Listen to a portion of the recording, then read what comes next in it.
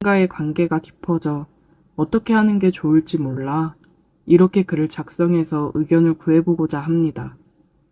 장인어른은 집안에 돈이 많으셨고 장모님은 가정 형편이 많이 어려우셨다고 해요. 장인어른께서 장모님이 사시는 곳에 놀러 왔다가 우연히 장모님을 보고 첫눈에 반하셨다고 합니다. 장모님은 나이 차이가 많이 나는 장인어른이 자꾸 만나자며 다가오자 강하게 거부 의사를 표현했지만 장인어른은 장모님 형편이 어려운 걸 알고 장모님 부모님을 찾아가 빚 해결해 줄 테니 따님을 달라고 얘기를 해서 장인어른과 장모님이 결혼을 하게 되었다고 하더라고요. 장모님은 어린 나이에 사랑하지 않는 사람과 결혼을 해서 결혼 생활을 하셨어요. 그리고 바로 제 아내를 출산하셨고 아이 때문에 참고 살았다고 했습니다. 그런데 장인어른이 술, 담배를 엄청 하셨었는데 정말 갑자기 심장마비로 세상을 떠났다고 하셨어요. 살면서 장인어른에 대한 원망도 많았지만 그래도 남편이고 아이 아빠니 먼저 떠나보낸 게 마음이 많이 아프셨다고 합니다. 장인어른이 남기고 간 재산이 많기 때문에 먹고 사는 문제에 있어서는 크게 걱정이 없었다고 하셨어요. 그래도 장인어른 그늘에서 해보지 못했던 것들, 특히나 경제적 활동을 해보고 싶었던 장모님은 작은 가게를 하나 운영하면서 아내를 키웠다고 하셨습니다. 없이 살아서 원치 않는 혼인을 한 장모님은 어려운 아이들을 위해 기부도 하고 봉사도 하고 사셨어요. 기부는 지금도 하고 있습니다. 그런 장모님 밑에서 자란 아내여서 그런지 아내도 참 밝고 사랑스러운 사람이었습니다. 결혼을 해서도 아내는 장모님 혼자 계시니 저랑 같이 장모님을 자주 찾아뵙고 식사도 같이 하고 가끔씩 여행도 다니고 그랬어요. 저도 부모님이 안 계셔서 그런지 장모님이 엄마처럼 잘 챙겨주셔서 정말 감사했고 가족같이 지냈습니다. 한참 행복하게 결혼 생활하면서 아이 돌잔치도 끝내고 그랬는데 정말 한순간에 아내를 사고로 잃고 장모님도 저도 너무 힘든 나날들을 보내고 있었습니다. 아내가 사고로 세상을 떠나고 원래 지내던 곳에서 모든 걸 정리하고 다른 지역으로 이사를 했어요. 아내와 함께 했던 집에서 생활하기 힘들 것 같았는데 마침 회사에서 다른 지역에 지점 하나를 더 낸다고 해서 제가 가겠다고 했습니다. 어린 아이 때문에 장모님이랑 함께 지내기로 해서 같이 이사를 했습니다. 장모님이 아이를 봐줬어요.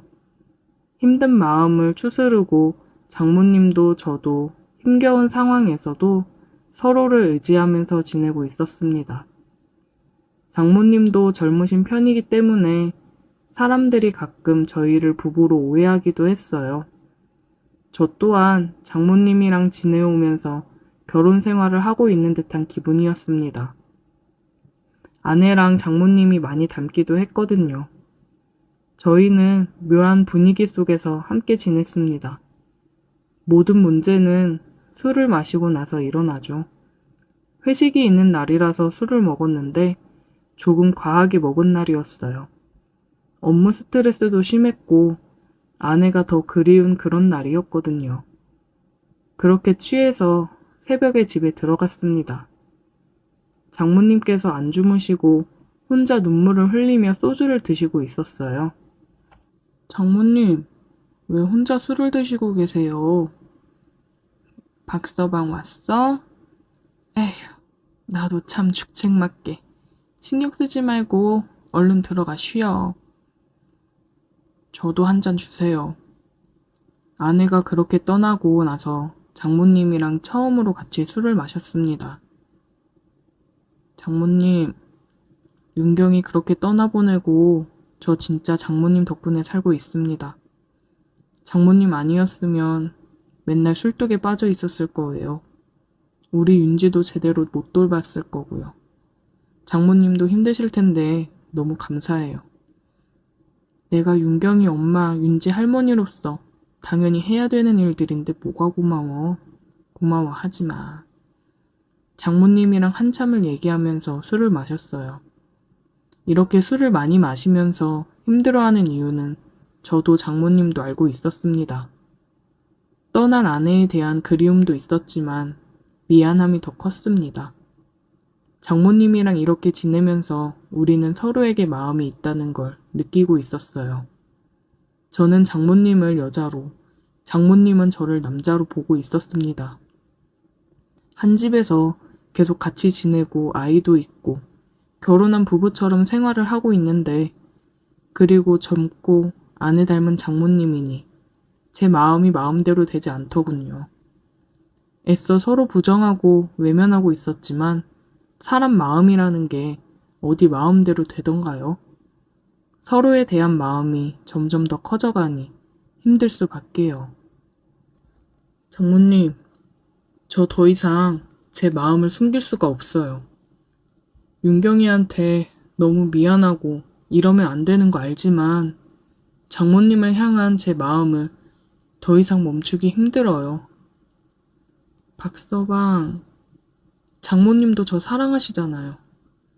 우리가 윤지랑 이렇게 행복하게 사는 게 윤경이도 바라는 거 아닐까요? 저는 얘기를 하면서 눈물을 흘렸습니다. 장모님이 눈물 흘리는 저를 보며 눈물을 닦아주었고 우리는 서로의 눈을 바라보았습니다.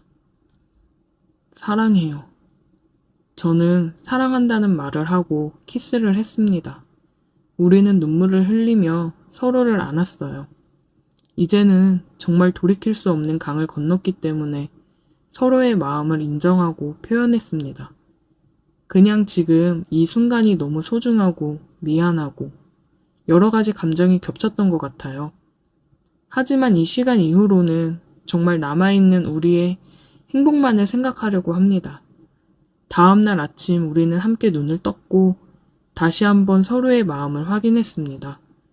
우리는 서로 부르는 호칭도 바꿨어요. 더 이상 장모님이 아닌 자기라고 부르고 있습니다. 아이한테도 얘기할 때 엄마라고 부를 수 있게 얘기하는 중이에요. 힘들었던 삶 속에서 조금씩 다시 행복을 찾아가고 있었습니다. 특히 장모님은 그동안 눌러왔던 걸 풀어내듯 밤이 되면 돌변했어요. 사랑하지 않았던 장인어른과의 결혼 생활이 행복할 리 없었겠죠. 그리고 일찍 과부가 된 탓에 얼마나 욕구가 쌓였겠어요. 그리고 이제 서로 사랑하는 사이가 됐으니 그 욕구가 표출되는 건 당연하다고 생각합니다. 저 또한 너무 좋았습니다. 밤마다 돌변하는 장모님을 보며 저도 밤마다 뜨거워질 수 있어서 기분이 너무 좋더라고요. 퇴근하고 오면 항상 그랬듯이 맛있는 저녁을 준비하고 뽀뽀를 하며 저를 반겨주는 사람이 있으니 집에 들어오는 것도 행복입니다. 저녁을 먹고 아이와 시간을 보낸 후에 일찍 잠을 재우고 있어요. 온전히 우리 둘만의 시간을 보내기 위해서 빠른 육퇴를 하고 있습니다. 문화센터만 다니다가 아이를 어린이집에 보내기 시작했고, 아이가 어린이집에 가 있는 시간이면 제가 평일 연차를 내고 둘이서 영화도 보고 맛있는 것도 먹으러 가고 남들처럼 평범한 데이트를 하며 지냈습니다. 이렇게 행복한 날들을 보내는 와중에도 한 가지 걱정이 되는 건 아이가 컸을 때 혹시나 우리 사이가 일반적이지 않다는 걸 알았을 때 많은 상처를 받을까봐 걱정이 되네요. 평생 장모님을 엄마로 알고 살아갈 수 없을 테니까요. 이렇게 행복하다가도 그런 부분을 생각하면 또 한없이 생각이 많아지는 밤을 보내고 있어요. 우리는 가족으로 행복하게 살아가고 싶은데 커가면서 모든 걸 알게 되는 딸의 마음을 생각했을 때는 정말 이러면 안 되는 건가 싶기도 합니다.